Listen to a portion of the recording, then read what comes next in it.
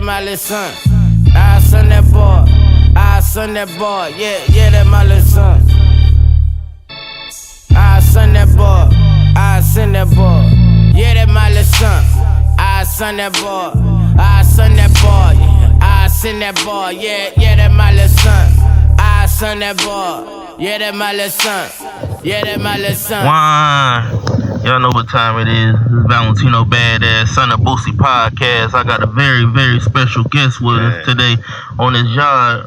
My brother, BLK Panther. What's going on, brother? I see Salah. Salam. How y'all doing? Man, brother, as you know, this podcast is to give individuals that's on his yard, that's in, not even just on his yard, but just people in general, the opportunity to be able to not just speak on Boosie, but just tell their lives and get their stories told. You know how it is when you inside of these prison walls. A lot of stories go untold. A lot of people be forgotten. So this is just the avenue to remind the world, remind society who you are. So, brother, let's just give us a little bit of who you are. Well, I'm known as the BLK Panther. You know, I've been in prison for 22 years. For 9 of those years, I've been a security threat in the Michigan Department of Corrections for my religious preferences. When you have the ability to awaken the minds of the people, you become a threat to the administration. And so, damn near half of my bit, I've been on a journey to awaken the people, man. I got a natural life sentence, and I too I'm looking forward to this brain science. You know, the science says that, you know, it should be up to 25. I'm in accordance with Bernstein. I think he should be chief judge. For a long time, we never saw the courts give any relief. Yes, sir. And now in 2025, you know, we're starting to see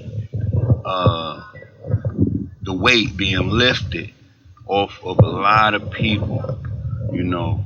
And I just pray that the second chance that a lot of these men get, and women, you know, that when they do get out there, you know, they don't mess it up, man. They don't mess up. Yes, sir.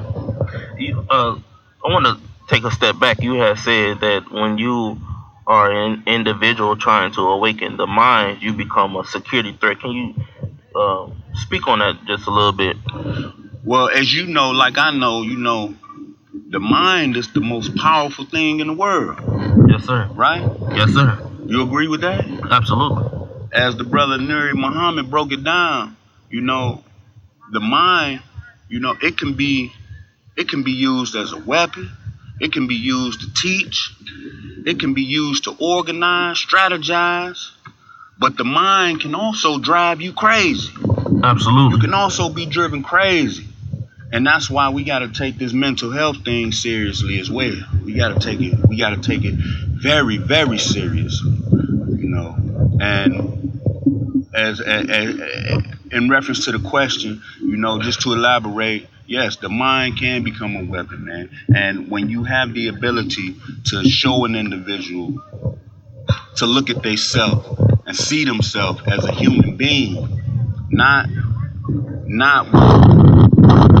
what the courts have played you out to be, not what society may think you are, you know. But when you have the ability to help a man see himself, when you have the ability to help a man understand that no matter what he's done, you know, his children, when they see him, look how they do when you walk into the visiting room, man. That baby see you, man.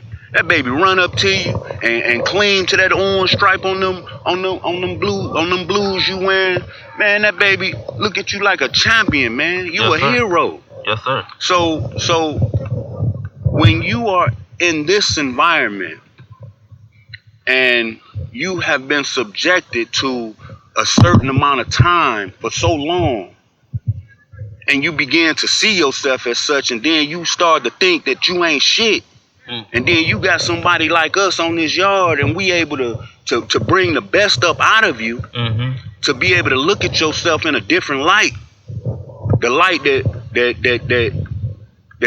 God created you in. Right. Man, that's a threat. Yes, sir. You become a threat to security. Yes, sir. And so, yeah, like I said, you know, for half of my bit, I've been a security threat, man. And I'm probably gonna continue to be a security threat, because I'd be damned if I walk amongst my people, man, and not wake them up. Yes, sir. I might as well lay down with them. Yes, sir. The Honorable Elijah Muhammad said that that's your sole purpose is to deliver the 17 million or more. So, like you say, we always gonna be a security threat to this, not just to this institution, but to America in general. Oh yeah, you domestic terrorists. Yes, sir. You're considered a domestic terrorist, man. You know, and they make it hard, man. They make it hard, you know.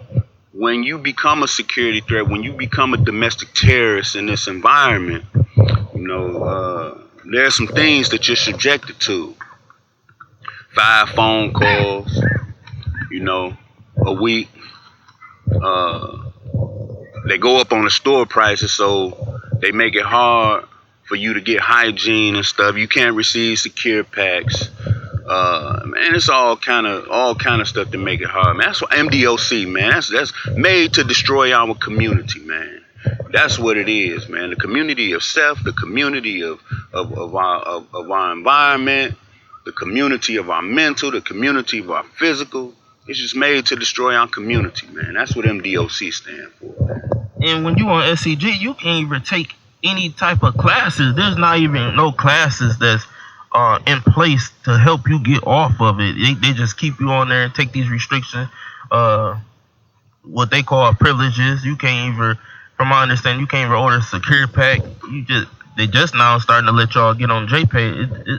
It's crazy. Oh, we always been allowed to use the JPay. We haven't been allowed to send messages. You can receive them, but you can't send them. So yeah, it's designed to cut you off from your family, man. It's designed to isolate you and make you a pariah, man. Make you appear to be an outcast, you know. And many of us are far from outcasts. Many of us have a lot to contribute to this community. Many of us are the reason why a lot of times this yard ain't going up in flames, man. So yes, sir. They need to be giving us awards instead of isolating us. Yes, sir. That's a very good point. I never really understood the movie Life, but now I understand the movie Life. Those brothers inside of Life, they did so much to keep their minds occupied. And when I look around this yard, that's all that I be seeing is the reflection. And I also see brothers comfortable. Yeah. But I also see brothers that's thriving and striving to get home. And you are one of those brothers. Like I can talk to you about anything. There's nothing that I cannot talk to you about. In particular, the law, the importance of the law. And it's like you say, there's a major change that's going on right now in the law. Can you talk about what you would like to see happen in the Michigan law? Well, aside from Michigan, let me just make a point right quick. Something that this is a public service announcement, man. If you don't pay attention to politics, start paying attention, man, to what's going on. Start paying attention to what is going on in Washington, because it is the butterfly effect. It can trickle down and it can affect you in your everyday life. Pay attention to what's going on. Trump has made a move to attempt to try and get rid of habeas relief. Habeas relief on a federal level is like a 6,500 in the state. imagine not having an ability to file a 6500. And the 6500 is another avenue to try and gain relief for conviction to get it overturned. That's what he's trying to do in the feds. Look at what he's doing with the illegal, what they call illegal immigrants, violating the due process. Now, by the way, keep this in mind. Habeas relief and due process, these are federal rights. These are federal constitutional rights. So now you got to ask yourself, what's going to be next? He's taken departments that have been confirmed by Congress, who has funds allocated, and shutting down departments. Now, keep this in mind.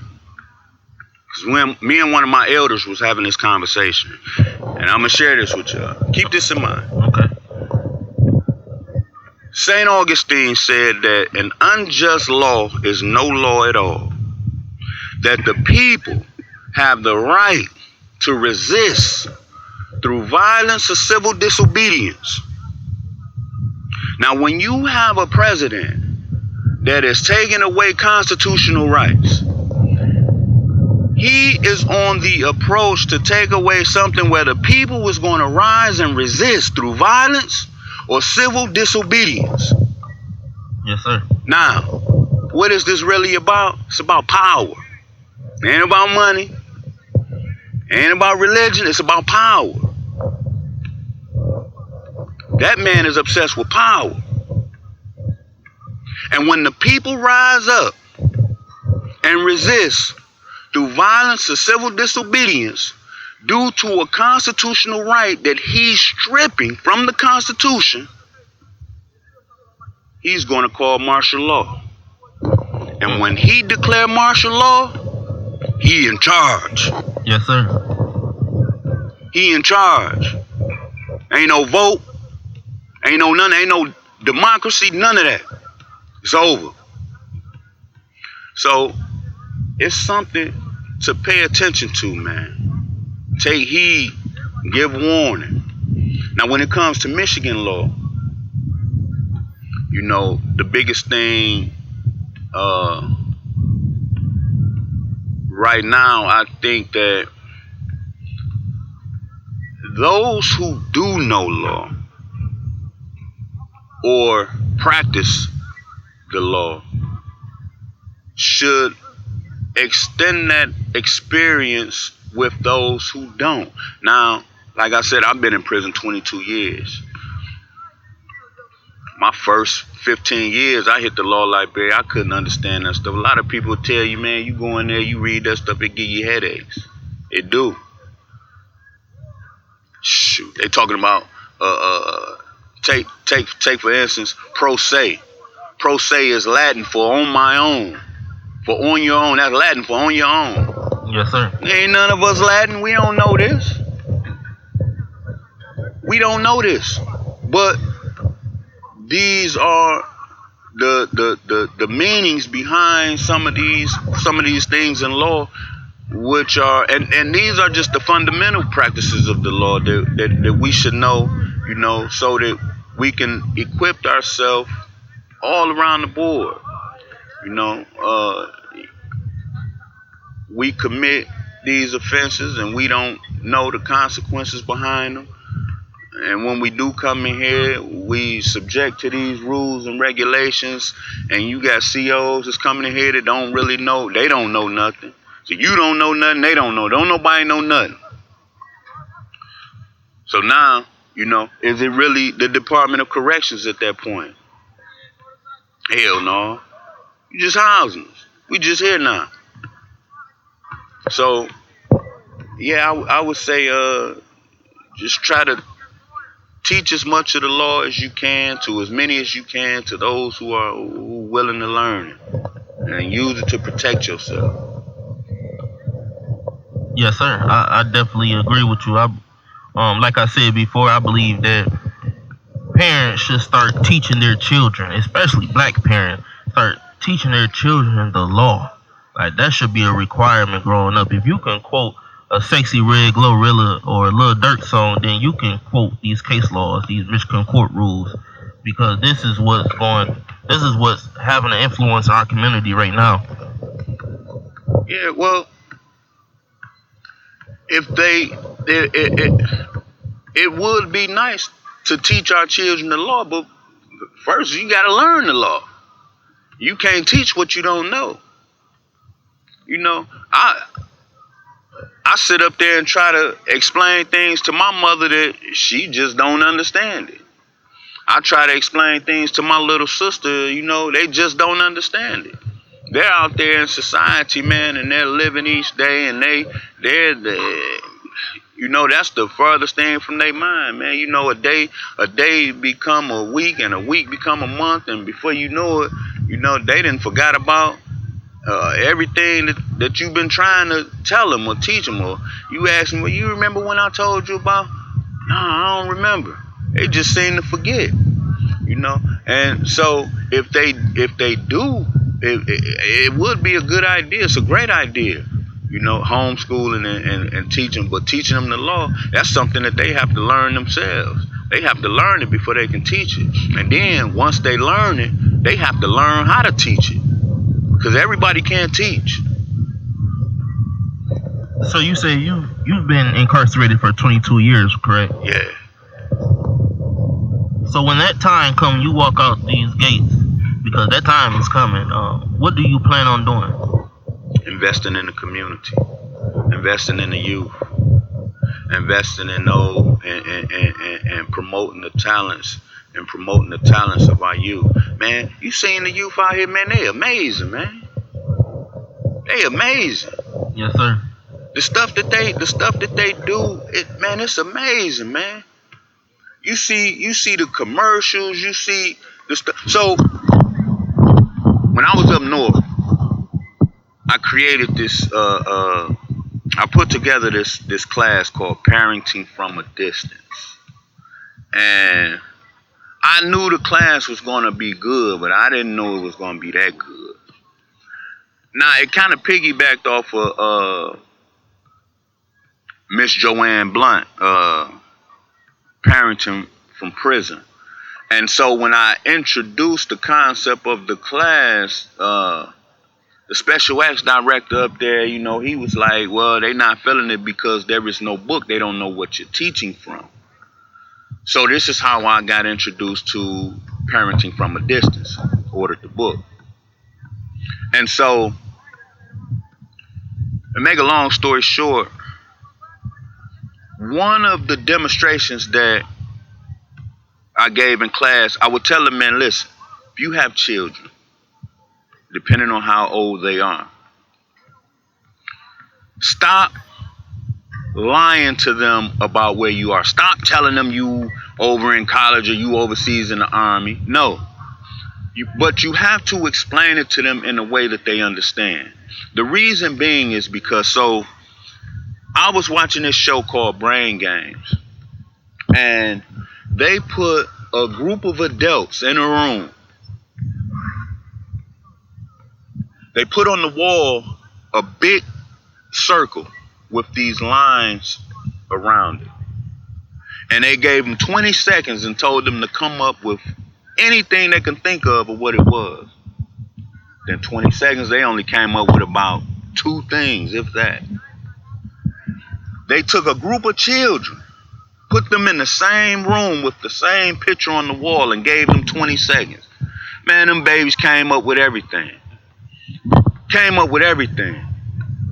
My point is, the children have an imagination that is not indoctrinated. See, right. We've been indoctrinated. Right. The older we get, the more stuff we learn, the more we subscribe to certain things. Whereas children, they have no restrictions. And so, back to the question, when I get out of here, I believe the children, man, they're amazing, man. And so you figure out the talents of these children in your community, in your family, everywhere, you know what I'm saying? And you invest in them, man, and you promote them, and you invest in them, and you show them a different way than the way we came. Yes, sir. Yeah. So you do believe that it's possible for a father or a mother to raise their children or child from prison? From the joint? Yes, sir. Hell yeah. I know men that did it. Yes, sir. Brother Baruti X raised his son from the prison.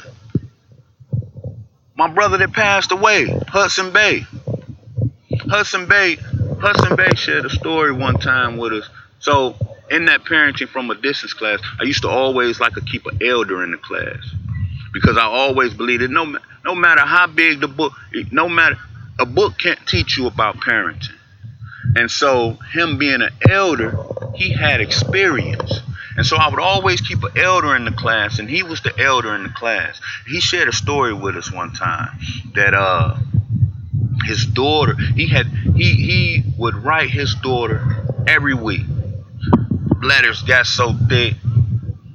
One day, unfortunately, his daughter's house caught on fire. Okay. This sister ran into a burning house. You would think she was going to get valuables and heirlooms. Mm-hmm. She ran in there and grabbed them stack of letters that her father wrote her all them years. Oh, man. She risked her life For them letters. Yes, sir. And so, yes, I know men. Yes, it can be done. Yes, I personally know men that raise their children from prison. I too contribute to the upbringing of my children right here from prison. It's hard. Yeah, you sit up and you think, well, how can you do it? You only get 15 minutes at a time. Damn it, you take them 15 minutes at a time. You take them pictures. You go out of your way. When you land up on that bunk and you watching that show, get your ass up and go get in that phone line and go call your babies, man. Yes, sir. Go call them. Go get up in the morning and make sure they up brushing their teeth. Yes, sir. Make sure they up getting ready for school. Make sure they got their mental right. Because this mental health, man, is real, man. Absolutely. It's real. And this generation out there, man, see, when we were growing up, what they call in court today the mitigating factors was getting a lot of guys up out of here, was never introduced into our trials or our hearings and things like that. The mitigating factors that they're talking about is the mental health that we were going through back then. Yes, sir. We thought that it was normal to grow up in a house that your mother got high in the back room, glass plates with razor blades sitting all over the place is normal. This smell of plastic in the air, and you waking up with a hangover off 5 o'clock gin and red pop. Right. Going to elementary school. Man, we thought that was normal. Nah, that's mental health, man. You messed up. I read an opening statement. I get them from it's an abolitionist group out of Lansing, and they're advocates for prisoners. And the way they start their newsletters off, hey comrade, what's up, comrade? This is how they write. Yes, sir. And they had some published writings about George Jackson, and George Jackson said, "I will not be defined by the time that I spent in prison. I will not be a statistic. I will be the first to tell you, though, I'm not normal. No man can tell you that he spent time in prison and he's normal. He's not normal. We're not normal. We're dealing with something mentally, and it takes strength. It takes the grace of God to get us through these things." Yes, sir. Man, who comes to prison with the mind of a child,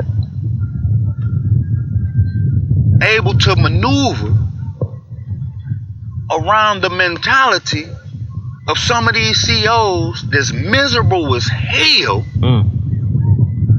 can come in here, work on getting a college degree, have a social life, have influence on this yard, and then create a movement?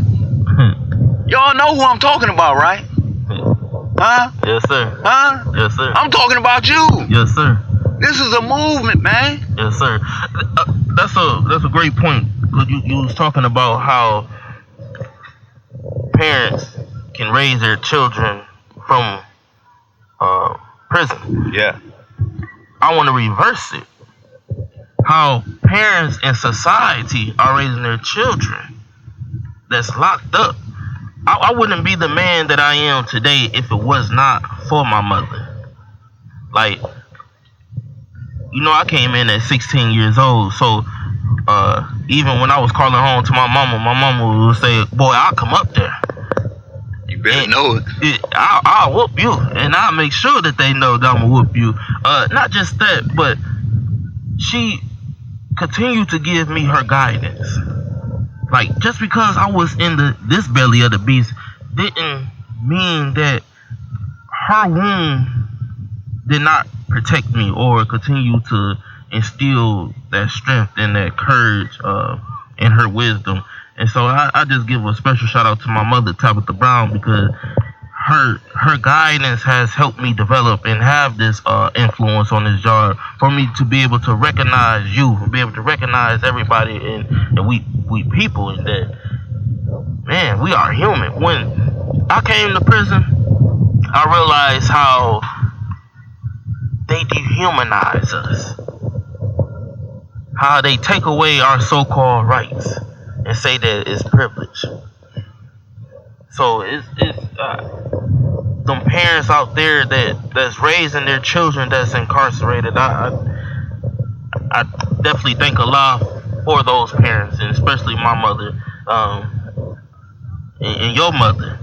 I don't know her personally, but your mother, because she done raised a beautiful son to. You don't know Mama. Everybody know Mama Jill, man. You gotta call her sometime. Yes, sir. Everybody know Mama Jill, man.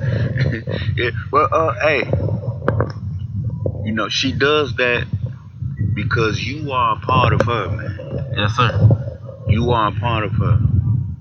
You spent 9 months in her womb, and no mother in her right mind can sit back and watch her son go through the stuff that we endure every day without giving some type of guidance. Her guidance is necessary. Even when we don't hear her by way of phone or on a visit with her, when we're out here, like right now, sitting right here right now, I can hear my mother in my ear. Yes, sir. You can hear your mother in your ear, giving you that guidance and that direction that, as my mother would like to say, boy, I put on gasoline drawers and run through hellfire for you. Yes, sir. And that kind of love, man, that kind of love, you can't get that from nowhere else. You just can't. You can get love from somewhere, but not that kind of love. No. And you can't even buy that type of love.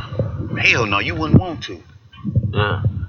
And it brings me to, part of your movement when you be talking about Boosie,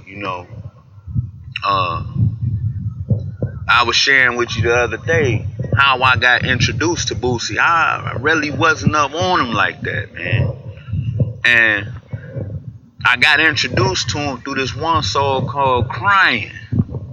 Yes, sir. And after listening to that album, I went and got the whole album after that. Yeah.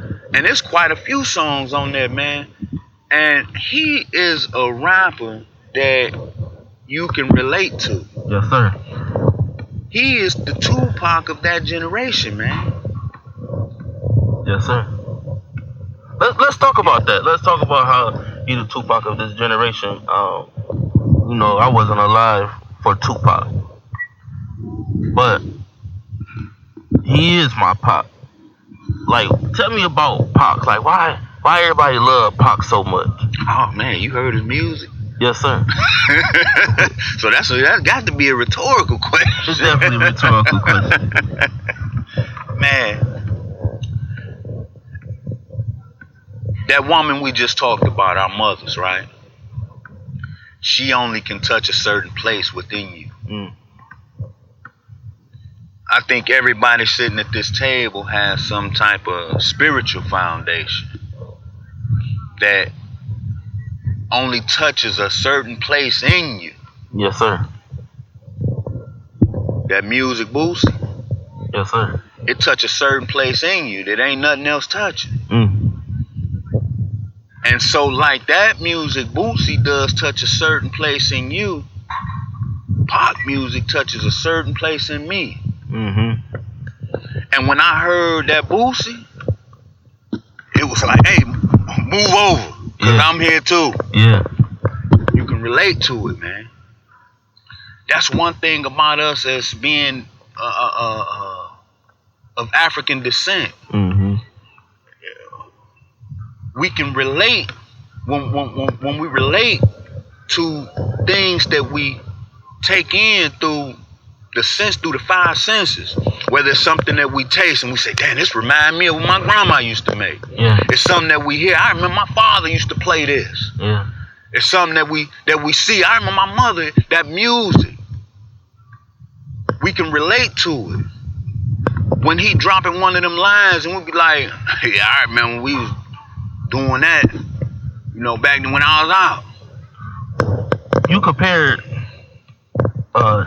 Dear Mama to Boosie's song Crying when he was talking about Miss Linda. Yeah. Yeah. Speak on that. It was something he said that the old lady asked how his mother was doing, and she didn't know that his old lady had passed. He said, I just want my old lady back. I can't fathom the idea of losing my OG, man. That's what I call an OG. Yes, sir. I can't fathom the idea. I can't. It don't matter how much I understand life. That is a prophecy that we all must fulfill. I cannot fathom the idea of my old lady passing.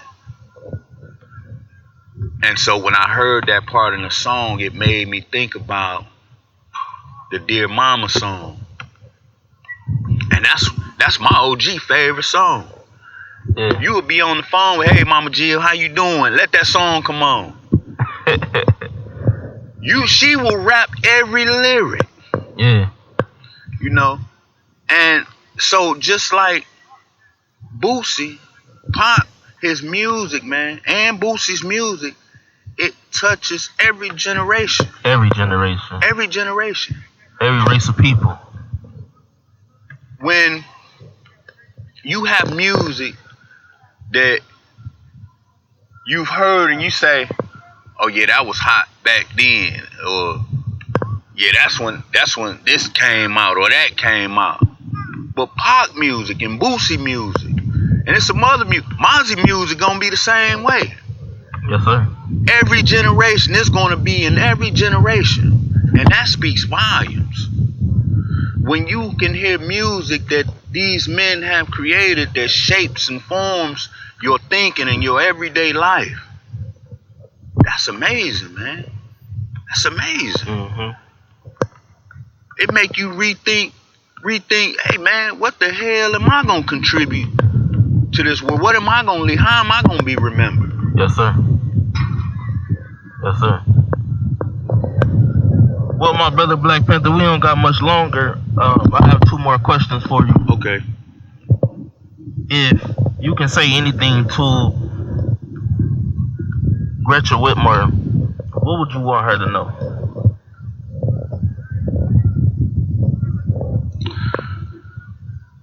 I would want Madam Governor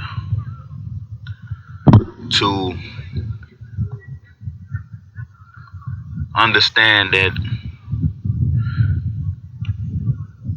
people are not just defined by the crime that they have been convicted of. A lot of men end up in prison.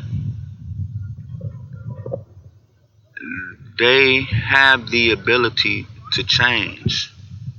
Many of them have changed. And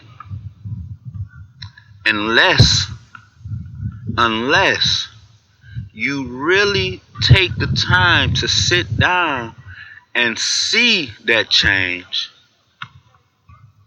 then you will have missed out on exercising the authority to grant that second chance. Yes, sir. And despite what you may not like about Trump, take notes. Exercise them pardons. Yes, sir. Take notes. You got the authority. You the president of this state. Yes, sir. He's the president of the country. And he using them pardon powers, and it's making Congress, he using them so much, Congress is rethinking pardon powers. And you have that same authority in this state. Yes, sir. Well, Madam Gresham Whitmer, I hope you listening. We need those pardons. We need those second chance laws to pass. Good time. We need it. My second question is, what would you want Boosie to know?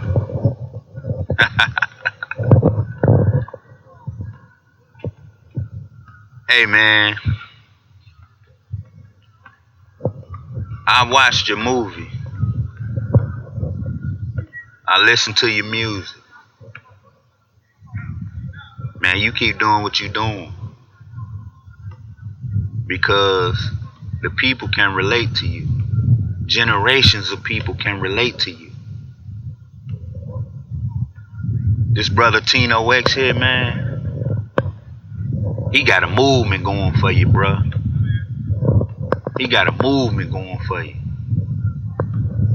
And I can tell you now, this thing ain't stopping no time soon. No, sir.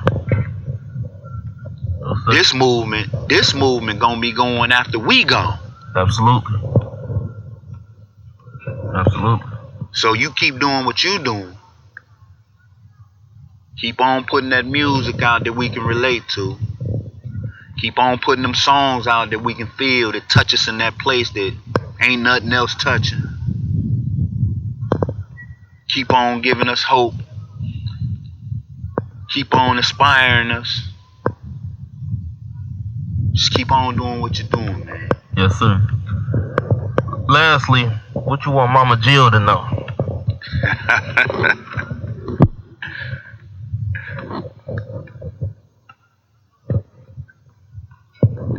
They need to create some money with your face on it.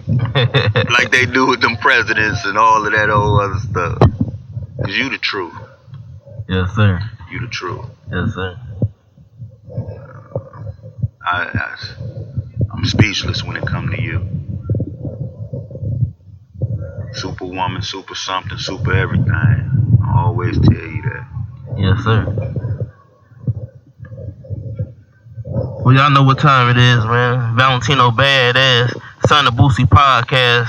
Brother Black Panther, it was definitely a blessing, truly a blessing speaking with you today. This is not going to be the only one. You know, part 2 coming very soon. Yeah, we got to get a part 2. We're running out of time. Yes, sir. I see Salam alaikum.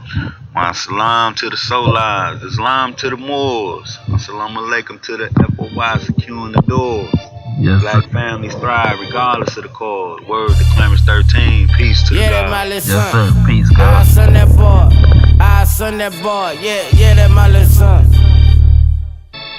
I son that boy. I son that boy. Yeah, that my little son. I son that boy. I son that boy. I son that boy. Yeah, that my little son. I son that boy. Yeah, that my little son. Yeah, that my little son.